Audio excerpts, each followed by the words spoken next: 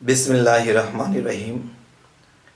হে পৃথিবীর সমস্ত জগৎবাসী, যা কিছু আছে পৃথিবীতে, সমস্ত সৃষ্টি জগৎ আল্লাহ সৃষ্টি করেছেন। সমস্ত সৃষ্টিকেও স্মরণ করছি, আল্লাহর সৃষ্টি। এবং এই পৃথিবীর সমস্ত জ্ঞানী গুণীকে স্মরণ করছি, ওলি আউলিয়াদেরকে স্মরণ করছি, বিভিন্ন নবী রাসূলদেরকে স্মরণ করছি।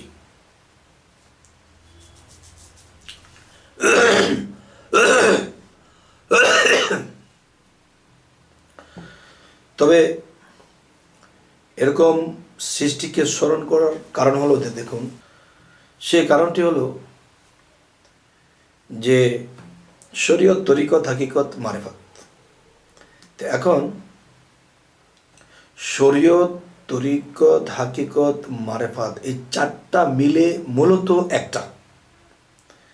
আচ্ছা, একটা কি? যেমন ভাগে ভাগে বলা হয়, জামাটা শরীয়ত, এরপরে কিংবা এভাবে যেতে পারি যে চামড়াটা শরীয়ত, ভিতরে হাড্ডিটা তরিকত, এরপরে যে আরেক পরত সেটা হলো হাকিকত, একবারে হাড্ডির ভিতরে যে মগজ এটা হলো মারেফত। তাহলে যদি স্তর বাই স্তর যাই তাহলে চারটা মিলেই কিন্তু একটা। তো এখন আমি চামড়ার পরিষ্কার করেছি, চামড়ার যেই গুণগত মান এটা মেনেছি, ভিতরে হাড্ডি আমি স্বীকার করিনি, ভিতরে মাংস আছে এটাকে আমি স্বীকার করিনি। তাহলে কি হলো? যে আল্লাহর সৃষ্টিকে অস্বীকার করা হলো। তাহলে এখন বিষয় হলো, জগতে যারা শরীয়তের মতে আছে, যারা শরীয়ত করে শুধু, তারা একটা কথা বলে থাকে, এক ওয়াক্ত নামাজ কাজা করলে 2,88,00,000 বছর দোজখে জ্বলবে। এত সুন্দর হিসেব করে বলা হলো কি বুঝিয়া? এই কথাটি তো আল্লাহ কোরআনে বলেনি 2,88,00,000 বছর দোজখে জ্বলতে হবে, এটা তো কোরআনে বলেনি। তাহলে কোথায়? গ্রন্থে পাওয়া যায়, হাদিসে পাওয়া যায়। তাহলে হাদিস যদি পাই তাহলে সেটা হলো সুন্নত, আর কোরআন আমাদের জন্য ফরজ। কারণ একটা আল্লাহর বাণী, একটা হচ্ছে নবীর বাণী। আচ্ছা, তাহলে কোরআনের মধ্যে আল্লাহ কি বলেছে? তোমরা সালাত কায়েম করো, তোমরা নামাজ আদায় করো। আচ্ছা, তাহলে যে কথাটি বলতে চাচ্ছি, কোরআনটার মধ্যে সালাতের কথা বহু জায়গায় বলা হয়েছে, কিন্তু 5টা ওয়াক্ত কোথায় কোথায় লেখা আছে তা আমি খুঁজে পাইনি। যদি আপনারা কেউ পেয়ে থাকেন অবশ্যই জানাবেন। গেল এই সাবজেক্ট। এবার আসি যে একটা কথা বলা হয়, সে মারফত করে, ও লোক ভালো না, ও তরিকা করে, ভণ্ড। ও মারফত যে করতেছে, তরিকত যে করতেছে, সে বলতেছে শরীয়ত তলায়, শরীয়ত মুন্সি, এরকম বলে। তার মানে ঘৃণার জগৎ। আমি ভিতরে হাড্ডিটা মানতেছি, ভণ্ড। চামড়ার ভিতরে মাংসটাকে মানতেছি, ভণ্ড। তাহলে চামড়া মানতে হবে, মাংস মানতে হবে, হাড্ডি মানতে হবে, এবং হাড্ডির ভিতরে মগজ বা ক্যালসিয়াম সেটাও আমাকে মানতে হবে। তাহলে কেউ শরীয়ত মানতেছে, কেউ তরিকত করতেছে, কেউ উল্টা পাল্টা মারেফত মানতেছে। আচ্ছা, এখন শরীয়ত, তরিকত, হাকিকত, মারেফত এই চারোটাই তো মিক্স করলে একটাই। যেমন চামড়া, মাংস, হাড্ডি এবং ভিতরের ক্যালসিয়াম। চারটা, কিন্তু চারটা কিন্তু একসাথে, একটা ছাড়াও কিন্তু চলবে না। তো যারা শুধু চামড়ারটা করতেছে, ভিতরেরটা মানলো না, তারা কিন্তু একসময় আল্লাহর কাছে আটকে যাবে। এবার আসি, নবী রাসূল তো যেমন রাসূলগণ বলা হয়েছে এবং নবীগণ বলা হয়েছে।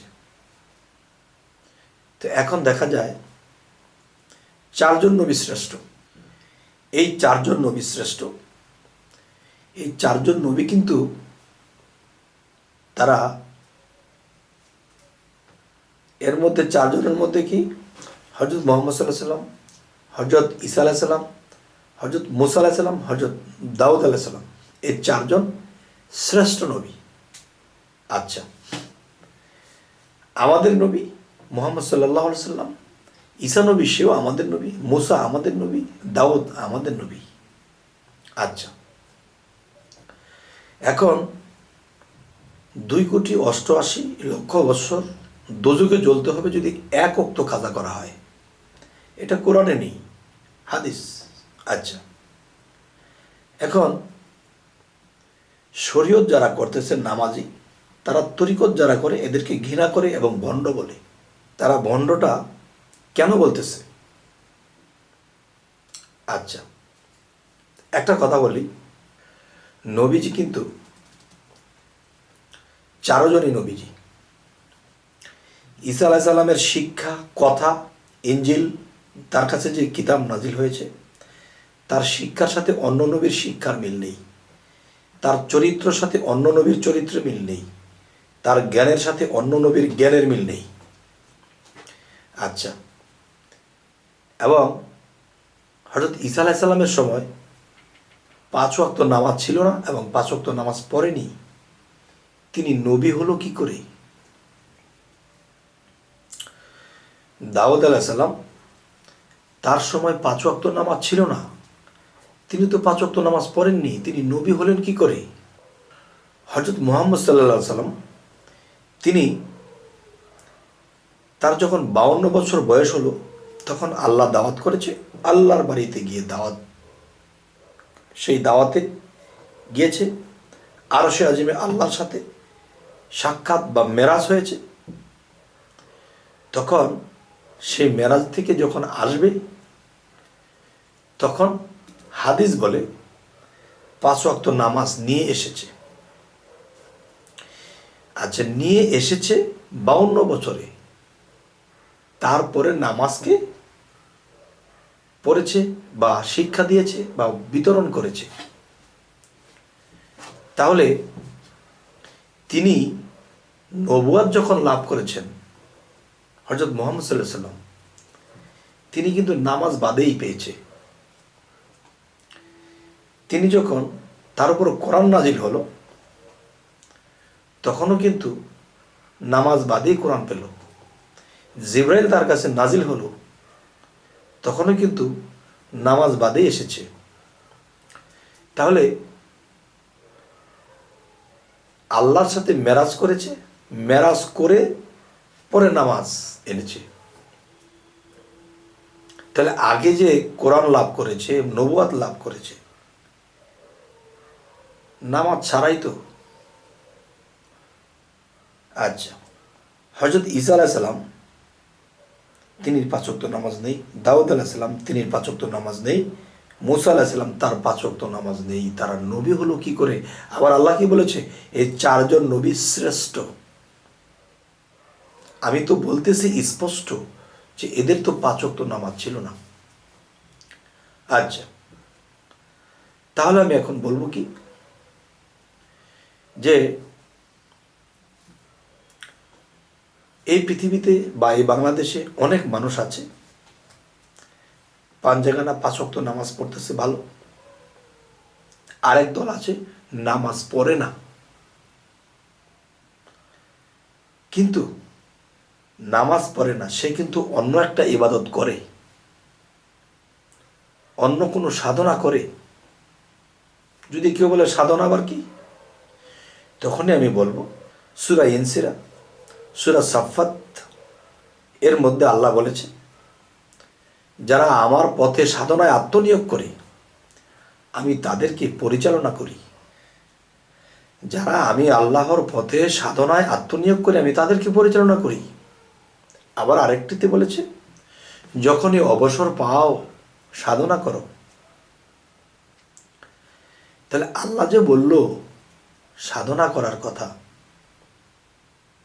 তাহলে যারা নামাজ পড়ে তারা কিন্তু সাধন করে না, যারা সাধন করে তারা কিন্তু নামাজ পড়ে না। আচ্ছা, তাহলে অন্য অন্য নবীরা কিন্তু নামাজের বাহিরে অন্য অন্য নবীরা কিন্তু 5 ওয়াক্ত নামাজ পড়েনি, তারা কিন্তু শ্রেষ্ঠ নবী হয়েছে। এই পৃথিবীতে অনেক পাগল ফকিরকে দেখা গেছে, সে জীবনে কোনোদিন নামাজ পড়েনি, কিন্তু সে মৃত্যুর পরে তার মাজার হয়ে গেছে, এবং সেই মাজারে কেউ কিছু যদি আবদার করে চায় তাহলে সেটা পায়, তার প্রমাণও হয়েছে। তাহলে বোঝা গেল হযরত মুহাম্মদ সাল্লাল্লাহু আলাইহি সাল্লাম তিনি হীরা পর্বতে ধ্যান সাধনা করতেন। ধ্যান সাধনার মাধ্যমে তিনি আল্লাহকে সন্তুষ্ট করেছে, নিজেকে পবিত্র করেছে, এবং তিনি কি আল্লাহ দাওয়াত করেছেন। সেখানে রুহানিভাবে 27 বছর কাটালেন। তো এবার আসি যে বুঝবেন একটা জিনিস, হযরত ঈসা আলাইহিস সালামের ইনজিল তার তওরাতের সাথে কোনো মিল নেই। দাউদ জবরুল্লাহ তার সাথে কোরআনের মিল নেই। তাহলে ঈসা নবীর চরিত্র এবং কথা জ্ঞানের কাছে মুহাম্মদ সাল্লাল্লাহু আলাইহি সাল্লামের অনেক কিছু মিল নেই। দাউদ আলাইহিস সালামের সাথে মিল নেই, মুসা আলাইহিস সালামের সাথে মিল নেই। কারণ কি?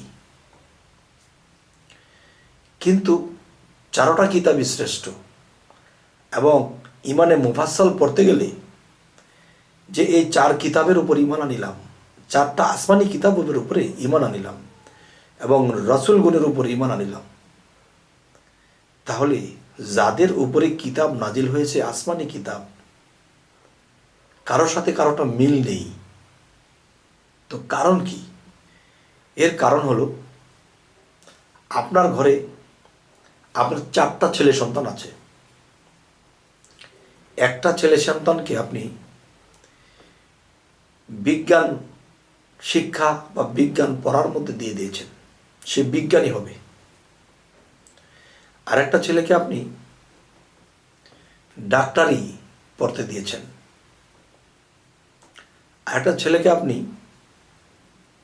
যে ইংরেজিতে বলা হয় সায়েন্স, আর্টস, কমার্স, তো আরেকটা ছেলেকে আপনি দিয়েছেন আরেকটা পদে। তো 4 পদে তারা লেখাপড়া করে সার্টিফিকেট পেয়েছে, তারা অনেক বড় অফিসার হয়ে গেছে। কেউ বিজ্ঞানী, কেউ হিসাব বিজ্ঞান, কেউ ডাক্তার, কেউ ইঞ্জিনিয়ার হয়ে গেছে। এখন ডাক্তারকে যদি বলা হয় তুমি কিছু ইঞ্জিনিয়ারিং করো, তো সে বলবে বাবা আমি তো এই শিক্ষা নিই না, আমি এটা বুঝি না। তাকে যদি বলা হয় তুমি একটু কিডনিটা দেখো তো, তার কিডনিটা কি সমস্যা হয়েছে, যে ইঞ্জিনিয়ারিং করে তার কিডনি দেখতে বলে। এখন ইঞ্জিনিয়ার বলে আমি তো এটা বুঝি না। ঠিক হযরত ঈসা, মুসা, দাউদ জবরুল্লাহ, মুহাম্মদ রাসূলুল্লাহ, তারা 600 বছর পরে পরে পৃথিবীতে আগমন হয়েছে। এই 600 বছর পরে পরে এসে তারা এক একজনে এক একটা জিনিসের শিক্ষা প্রচার দিয়ে গিয়েছেন, কারো শিক্ষার সাথে মিল নেই। এখন এক নবী কি আরেক নবীকে বলে তোমার শিক্ষা ঠিক নেই, তুমি ভণ্ড? আরেক নবী আরেক নবীকে কি বলে তোমার শিক্ষা ঠিক নেই, এটা ভণ্ড? বলে না, কারণ তাকেও আল্লাহ প্রেরণ করেছে, তাকেও আল্লাহ প্রেরণ করেছে। এখন 4 জনের কাছে 4টা শিক্ষা, 4 ধরনের শিক্ষা, 4 ধরনের চরিত্র।